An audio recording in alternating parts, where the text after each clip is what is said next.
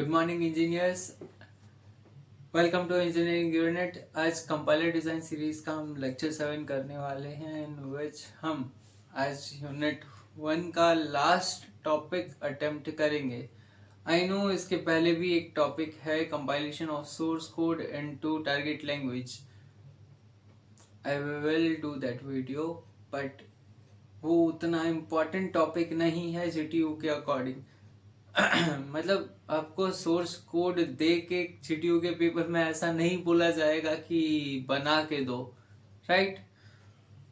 Theory चीजें जो छोटी छोटी होती है वो बहुत ज्यादा इम्पोर्टेंट होती है for remedial paper and for regular paper both, क्योंकि बहुत ज्यादा चांसेस हैं कि बहुत सारी थ्योरी पूछी जाए जिससे आपका नॉलेज कितना है ये उसमें रिप्रेजेंट कर सको। आपको याद कितना है, आपने इतने बड़े सिलेबस में से ग्रास्प क्या किया है। अगर आपको मेरी बातें कहीं से भी गलत लग रही हो तो आप पुराने पेपर से उठा के चेक कर सकते हैं। Compilation of source code into machine code या टारगेट लैंग्वेज का कोई भी क्वेश्चन मोस्ट प्रोबेबली मिलना इम्पॉसिबल है।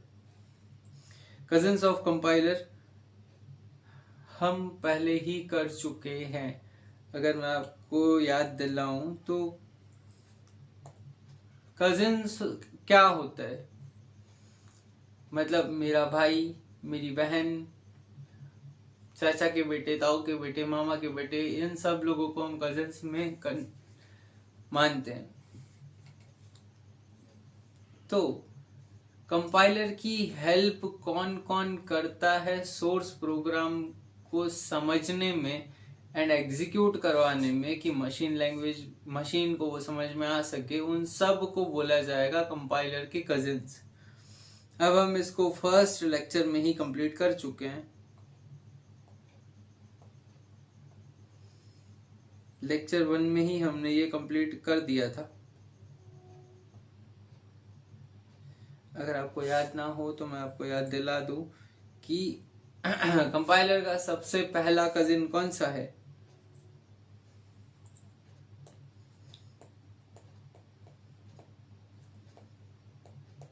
Pre processor.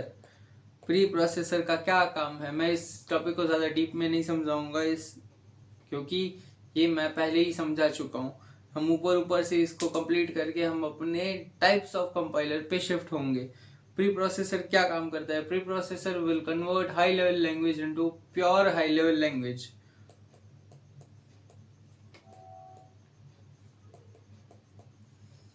अब वो प्योर हाई लेवल लैंग्वेज किसका इनपुट होगा? अपने कंपाइलर का।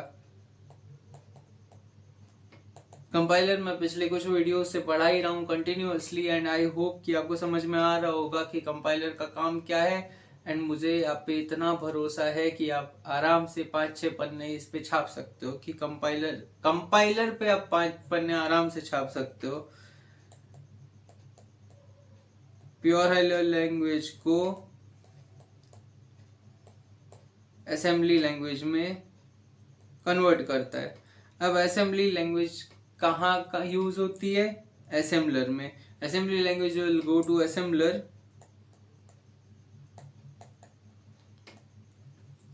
एंड असेंबलर रजिस्टर्स को टास्क असाइन करेगा।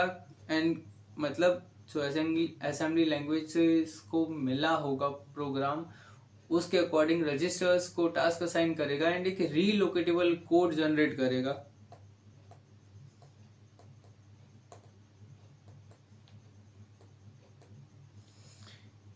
This relocatable code will be feeded, या फिर ये किसका इनपुट होगा? अपने लिंकर लोडर का। अब लिंकर क्या करेगा, लोडर क्या करेगा, वो मैं लिख नहीं रहा हूं, मैं आपको बता देता हूं। वो रीलोकेटेबल कोड को उठाएगा लिंकर एंड उसकी सारी फाइल्स को एक फाइल में मर्ज कर देगा विद दी अपने perfect object files and libraries अपने ओएस की, इन सब को एक फाइल में जोड़ेगा एंड एक सिंगल फाइल बनाएगा which will be loaded to main memory by a loader. Linker loader का ये काम है कि लिंक करेगा सारी चीज़ों को, लोडर लोड करेगा मेन मेमोरी में। और ये 3 थे अपने कजिन्स ऑफ कंपाइलर। सिंपल, बहुत बेसिक, बहुत प्यारा सा, कोई इसमें प्रॉब्लम नहीं होनी चाहिए। एंड इन सब टॉपिक पे आप आराम से एक एक पैराग्राफ लिख सकते हो। अगर आपको पूछा जाए कि कजिन्स ऑफ कंपाइलर क्या है तो आप आराम से बता पाओगे, मुझे आप पे इतना भरोसा है। Cousins of compiler, context of compiler, अलग अलग लैंग्वेज में इस क्वेश्चन को बहुत सारी तरीके से टुकड़े में तोड़ तोड़ के आपको पूछा जा सकता है। आई होप आप इतने ज्ञानी होंगे, आज आप 7 सेमेस्टर में आ गए हैं कि इस चीज को समझ सके कि आपको तोड़ मरोड़ के कौन सा क्वेश्चन किस तरीके से पूछा जा रहा है। अभी नेक्स्ट टॉपिक जो अपना बहुत इंपॉर्टेंट एंड प्यारा सा टॉपिक है, एंड आप आराम से समझ जाओगे, इसमें आपको कोई भी दिक्कत नहीं आएगी समझने में। बहुत इजी टॉपिक है हमारा। आराम से कंपाइलर को 5 अलग अलग कंपाइलर के 5 अलग अलग टाइप्स समझेंगे। Types of compiler. 1 pass compiler हमारा पहला कंपाइलर का टाइप है। 1 पास कंपाइलर। अब 1 पास कंपाइलर क्या करेगा? पूरे सोर्स कोड को एक ही सिंगल पास में एग्जीक्यूट कर देगा, या कहे प्रोसेस कर देगा। ठीक है, ये बार बार इंटरमीडिएट फॉर्म या अपने कोड पे नहीं जाएगा समझने के लिए कि लिखा क्या है एंड अपडेट क्या हुआ। ये एक बार में ही अपना काम करके निकल जाएगा। It doesn't need to revisit code और इंटरमीडिएट फॉर्म। अभी सिंगल के पास में होता क्या क्या है? सोर्स कोड रीड होता है, सोर्स कोड को एनालाइज किया जाता है एंड जनरेट किया जाता है आउटपुट को। ये 3 काम होते हैं सिंगल पास में। सिंगल पास के बाद सारा काम खत्म हो जाता है।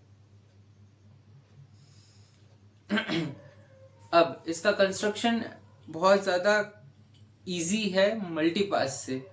मल्टीपास कंपाइलर को बहुत ज्यादा डिफिकल्ट बनाया जाता है, कॉम्प्लेक्स स्ट्रक्चर होता है उसका।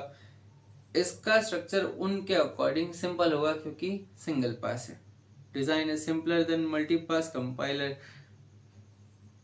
It is commonly used for smaller and simpler program. It is commonly used for smaller and simpler programming language. अब ऐसा क्यों बोला गया? क्योंकि ये ज्यादा कॉम्प्लेक्स टास्क नहीं समझ सकता। मैं आपको एग्जांपल देता, परंतु वो अभी आपके काम का नहीं है, इसलिए मैं आपको वो बता के कंफ्यूज नहीं करूंगा। तो हम बस इतना सा समझ लेंगे कि ये कॉमनली छोटे टास्क परफॉर्म करने के लिए यूज किया जाता है, क्योंकि ये बहुत छोटा सा प्यारा सा प्रोग्राम है एंड ज्यादा कॉम्प्लेक्स नहीं है, तो कॉम्प्लेक्सिटी इससे हैंडल नहीं होती। It is used where speed is priority over optimisation.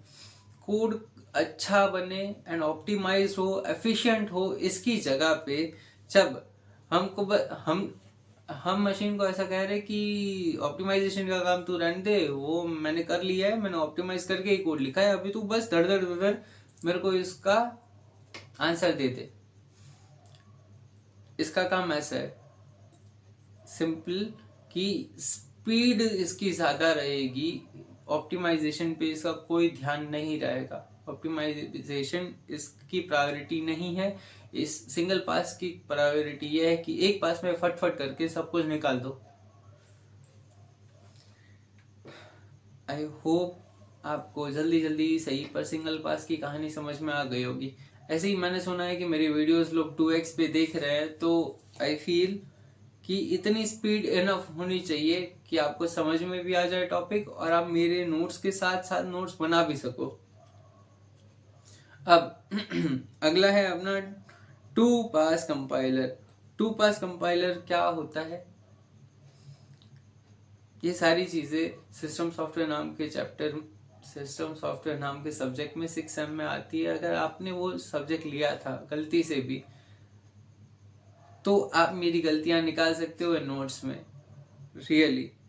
And क्योंकि उसमें ये चीजें बहुत ज्यादा डीप जाके थ्योरी में समझाई गई है, समझी गई है, मैंने भी लिया था इसलिए मेरे को पता है। मल्टीपास कंपाइलर में एक टाइप है two pass compiler. Three pass compiler भी होता है पर उसको हमको जानने की जरूरत नहीं है। Two pass compiler processes code in two passes. दो पास में कंपाइलर कोड को पास करेगा एंड प्रोसेस करेगा। सिंपल, बहुत सिंपल बात है। दो अलग, अभी तक हम जो चीज समझते आ रहे थे, अभी तक हमने जो कुछ भी समझा कंपाइलर के बारे में वो टू पास कंपाइलर है, बस आप ये समझ लो, सिंपल। अभी तक हमने कंपाइलर के बारे में जो कुछ भी समझा है वो टू पास कंपाइलर है। उसका फर्स्ट पास था एनालिसिस फेज एंड दूसरा पास था सिंथेसिस फेज। बस यही चीज लिखनी है आपको, बस एनालिसिस एंड सिंथेसिस फेज का नाम नहीं है मेंशन करना है। इट जनरेट्स इंटरमीडिएट कोड, हम उसमें भी करते थे। In first pass syntax and semantic analysis happened, जैसे कि मैंने बताया, फिर generation of intermediate code, right. In second pass, code gets optimized and then transferred to machine code और assembly language।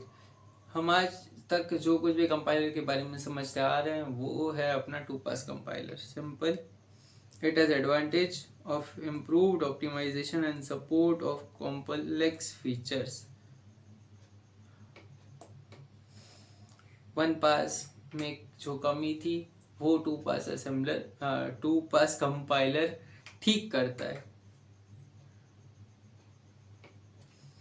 बहुत प्यारी सी चीज है क्रॉस कंपाइलर। अब क्रॉस कंपाइलर क्या है कि आप एक मशीन पर बैठ के किसी और मशीन के लिए एग्जीक्यूटेबल कोड बना रहे हो, तो this is called cross compiler. मतलब ये करने में आपकी हेल्प करता है क्रॉस कंपाइलर।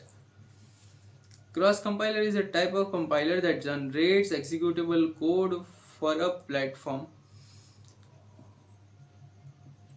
सारे कंपाइलर एग्जीक्यूटेबल कोड जनरेट करते हैं पर ये एक पर्टिकुलर प्लेटफॉर्म के लिए करता है जिसे हम बोलते हैं the system for which executable code is generated. Target system मतलब किसी एम्बेडेड सिस्टम या आईओटी डिवाइस के लिए जब मैं कोडिंग कर रहा हूँ या एग्जीक्यूटेबल कोड बनाने की कोशिश कर रहा हूँ तो that must be perform with cross compiler, जिससे कि मैं सामने वाले हार्डवेयर सिस्टम के अकॉर्डिंग या सामने वाले हार्डवेयर के आर्किटेक्चर के अकॉर्डिंग अपना कंपाइल का कोड, एग्जीक्यूटेबल कोड लिख पाऊँ एंड उस आर्किटेक्चर के अकॉर्डिंग मेरे में एरर्स आए जिससे मैं उन एरर्स को सॉल्व करके आगे बढ़ पाऊँ, अपना काम निकलवा पाऊँ। Cross compiler is a type of compiler that generates executable code for a platform target system different from one that compiler itself run। मतलब जहाँ पे कंपाइलर रन हो रहा है, जहाँ पे कोड लिखा जा रहा है, उसके लिए वो कोड नहीं है, कहीं और के लिए। Useful for developing software for embedded system, IoT devices and etc. GCC GNU compiler collection, ये कंपाइलर का कलेक्शन है which works in the favor of IoT devices and embedded system। ये कहने का मतलब है कि इस कलेक्शन से हम IoT devices and embedded system के लिए अपने अकॉर्डिंग प्रोग्राम्स बना सकते हैं, जो टास्क हम उनसे परफॉर्म करवाना चाहते हैं उसके according. Native compiler cross compiler का उल्टा है, जिसमें कोड किया उसी में वो रन होगा। Compiler is to generate executable code for same platform on which it is running. Unlike cross compiler, it produces code which is immediately executable or on machine it is running। Incremental compiler, ये थोड़ा सा समझने वाला topic है। Incremental compiler, अब देखो normal compiler में जब कोई एरर आती है तो वो एरर अगर सॉल्व हो गई, नहीं हुई तो हमारे पास आए, हमने वो एरर सॉल्व कर दी। अब वो सॉल्व करने के बाद कंपाइलर स्टार्टिंग से वापस पूरा का पूरा कोड कंपाइल करना शुरू करेगा, जिसकी वजह से हमारी कंप्यूटर के रिसोर्सेस बहुत ज़्यादा यूज होते हैं एंड अपना बहुत टाइम जाता है इस चीज़ में, स्पीड अप नहीं रखता प्रोसेस को, इन शॉर्ट। पर इंक्रीमेंटल कंपाइलर का जो ये है, इंक्रीमेंटल कंपाइलर, ये उसी कोड को वापस से रिविजिट करेगा जो कोड हमने अभी रिसेंटली एडिट किया है। मतलब हमने जो गलती की थी उसको जो हमने सुधारा है, उसी पे ये रिविजिट करेगा और उसी को वो कंपाइल करेगा। अब इंग्लिश में बस पढ़ लेते हैं एंड मैं अभी बता देता हूँ कि मैं बहुत मेहनत कर रहा हूँ। आई फील कि आपको इस चैनल को सब्सक्राइब करना चाहिए। अगर आप इस चैनल पे नए हैं तो बेल आइकन भी दबाइएगा, क्योंकि मैं बहुत सारे अलग अलग सब्जेक्ट्स जीटीयू के अकॉर्डिंग कंप्लीट करने वाला हूँ। It is a type of compiler which compiles code immediately. Immediately क्यों? Meaning it only recompiles the parts of program that have been modified. जैसे कि मैंने कहा था, जो हम एडिट कर देंगे वही चीजें वो पढ़ेगा। It does not recompile a whole program. पूरा प्रोग्राम रिकम्पाइल करना शुरू नहीं करेगा। ये तो मैंने एरर की बात की थी। अगर आप एक प्रोग्राम को अलग अलग पार्ट्स में लिखते हैं एंड चेक करते हैं अलग अलग पार्ट के थ्रू कि ये फंक्शन काम कर रहा है कि नहीं, ये चीज़ काम कर रही है कि नहीं, ये चीज़ काम कर रही है कि नहीं, तो भी ये चीज़ उसी तरीके से काम करेगी जैसे मैंने आपको समझाया। जो कोड पहले से कंपाइल्ड है उसको ये वापस कंपाइल नहीं करेगा। जो हमने मॉडिफाइड कोड लिखा है, जो हमने एक्स्ट्रा चीज़ें लिखी है, उसी को ये कंपाइल करेगा। This approach increases the speed of compilation for large project. I hope कि आज का लेक्चर आपको समझ में आया होगा and this is the end of our first unit. मिलते हैं हम सेकेंड यूनिट में। लेक्सिकल एनालिसिस बहुत इंपॉर्टेंट टॉपिक है। आई होप आपको मज़ा आ रहा होगा इस सीरीज में। हम आगे और इससे अच्छे वीडियोस लाने की कोशिश करेंगे, अपने आप में इम्प्रूवमेंट कंटिन्यूअसली करते रहने की कोशिश करेंगे। All the best.